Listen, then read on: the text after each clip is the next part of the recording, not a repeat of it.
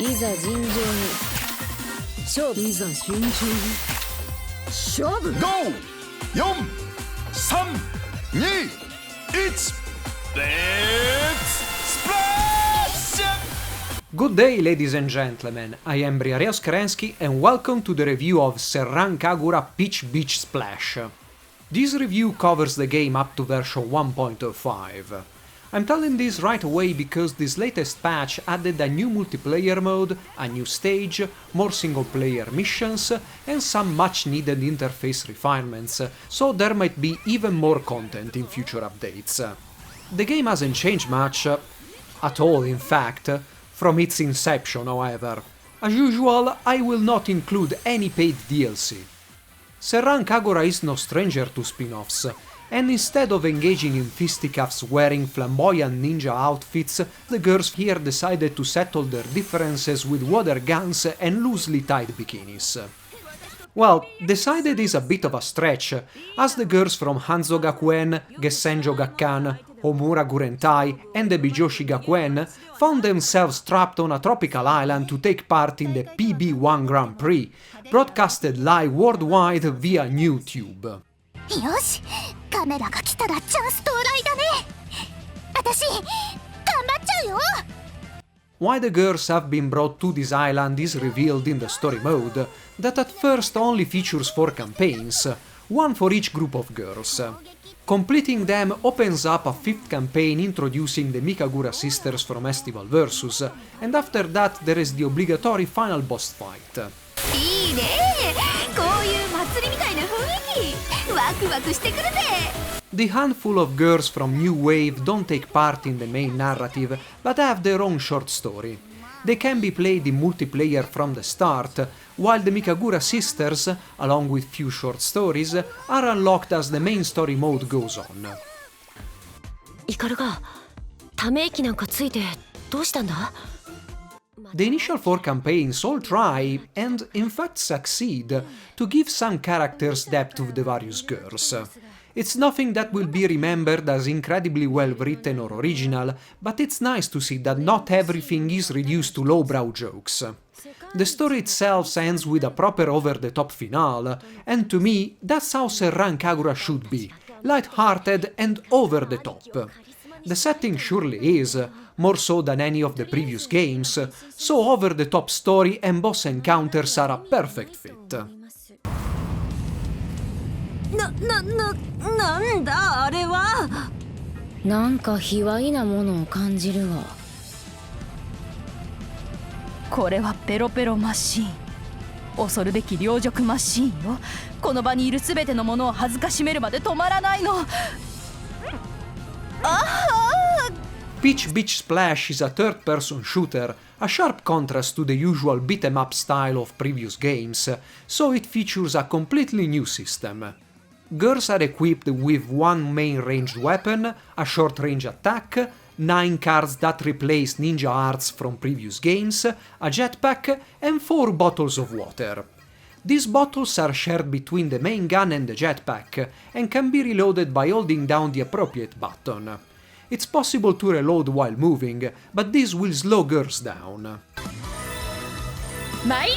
Weapons include assault rifles, shotguns, single and dual pistols, sniper rifles, rocket launchers, and more.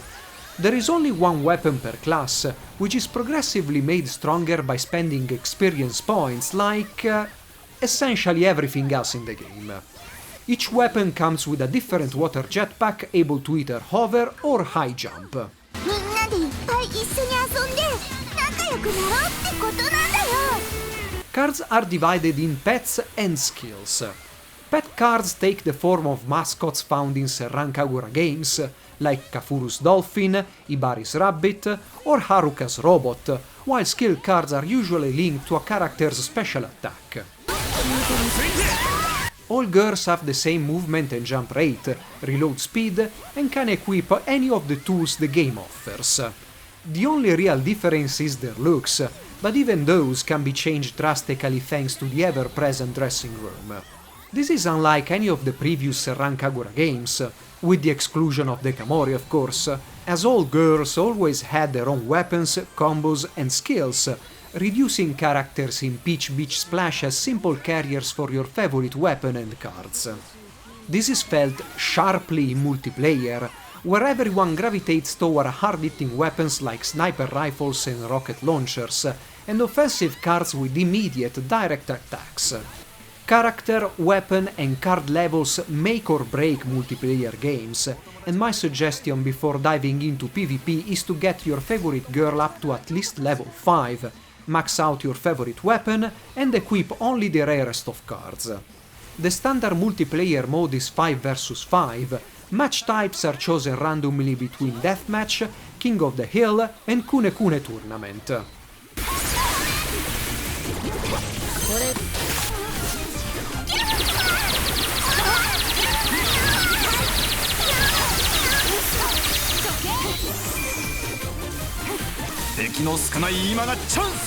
Kune Kune Tournament was added in patch 1.04, and it's a variation of the classic deathmatch. During the respawn countdown, an opposing player can squirt on a defeated girl with a special gun to rob her of one bikini piece in a very short minigame.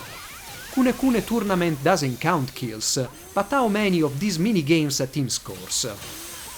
Along with maxed out weapons and cards, the Kune Kune minigame is prone to abuse in multiplayer matches, as some players will wait for the last second to start the minigame and further increase your inactivity in a match.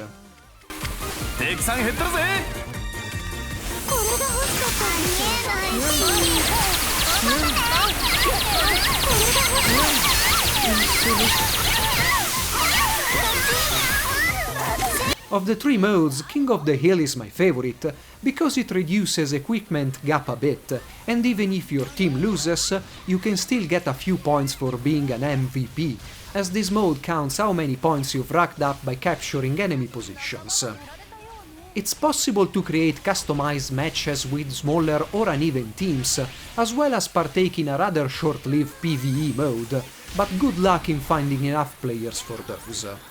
The standard ranked matches attract the highest number of players, but matchmaking itself is far from perfect.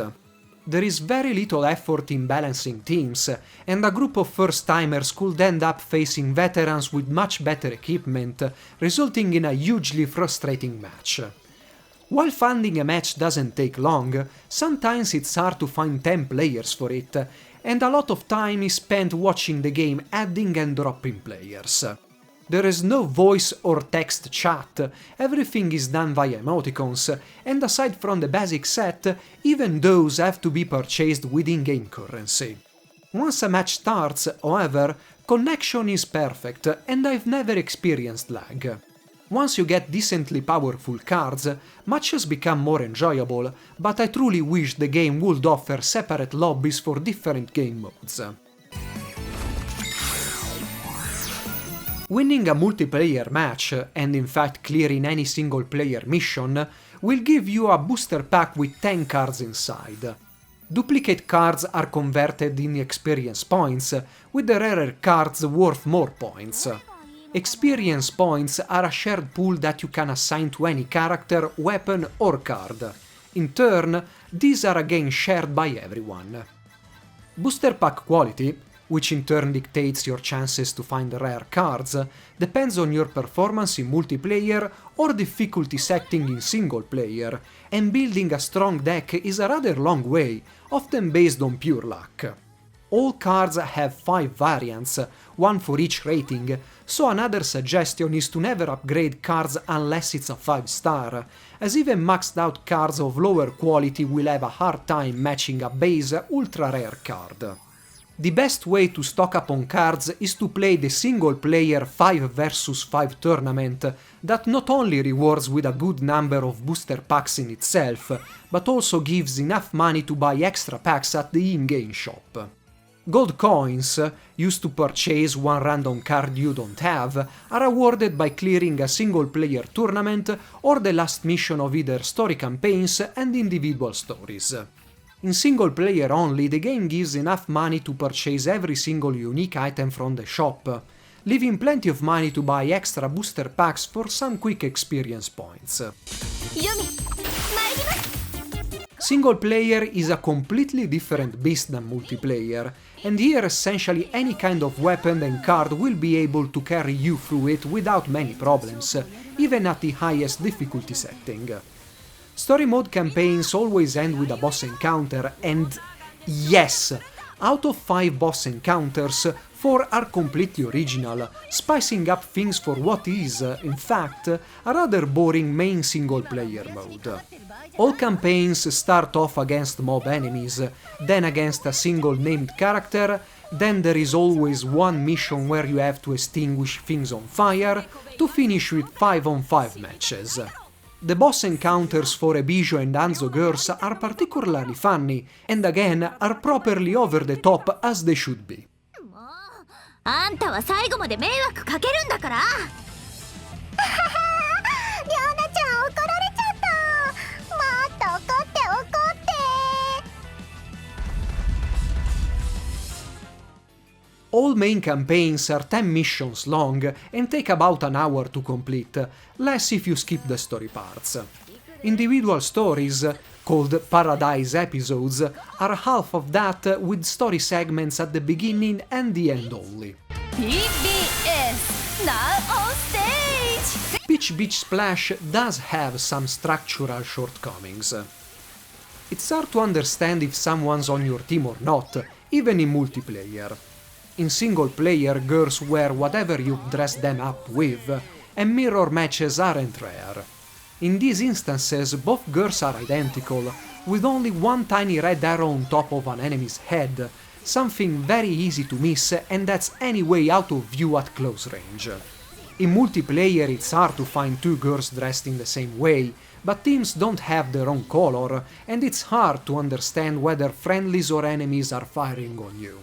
Patch 1.04 added damage indicators, but just like arrows on top of enemies, those are easily missed among everything else, and yes, something this vital was added only after 4 patches. Same goes for something as simple as a hit indicator, only available since the same patch. Knowing who's firing on you is pretty important in PBS, as friendly fire will get your girl wet, granting infinite water for 30 seconds. And if she's wearing the right outfit, her outfit will progressively become transparent to reveal the underwear beneath.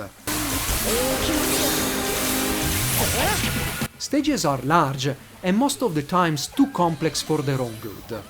The Dekamori stage is a perfect example, with 4 or 5 layers and multiple mazes with a lot of dead ends. In multiplayer, everyone avoids these areas, and even the AI has troubles getting around them. The simpler stages, like the beach or the new field with the sakura trees, are more suited for the style Peach Beach Splash is going for. The camera doesn't have the same problems as in Estival Versus or even Valkyria Drive, but has one fatal flaw. Unless you are locked on a target, it's completely free, forcing players to either reorient the camera to look around or use face button for dashes, jumps or reloads. Locking the camera to a girl's back and releasing it once a match is over would be a very simple solution. I must add that Splatoon and Zelda Breath of the Wild spoiled me with gyro targeting, an option not present in PBS. The dressing room returns with old and new features. From past games you can take photos of the girls in various poses, while new features draw from the watery nature of the titles and introduce a touching minigame similar to Valkyria Drive, only that for unknown reasons the PS4's touchpad is used to reset the camera position. One of the game's selling points are clothes that get progressively wet, but not every attire has this feature. Ninja uniforms and costumes from previous games have destructible layers instead, and wet clothes are strangely a minority among the whole wardrobe. One weird thing is that the Kune Kune minigame always shows a white bikini no matter your choice of underwear.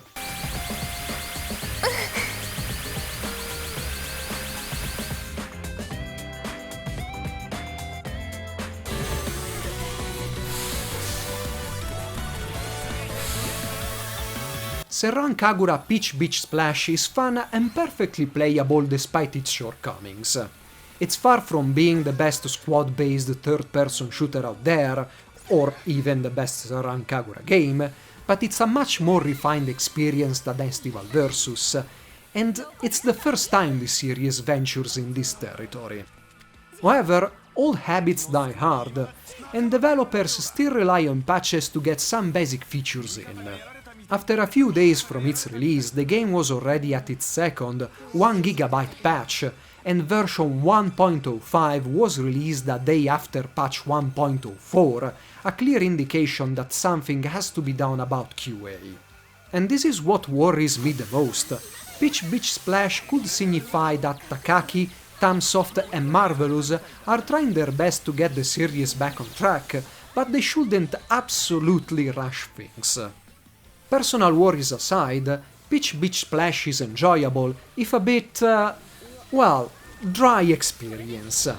Single player is rather short-lived, and multiplayer might get frustrating due to its many rough edges and over-reliance on levels. I hope you have enjoyed this review and you'll stick around for more. Briareos Kerensky, over and out.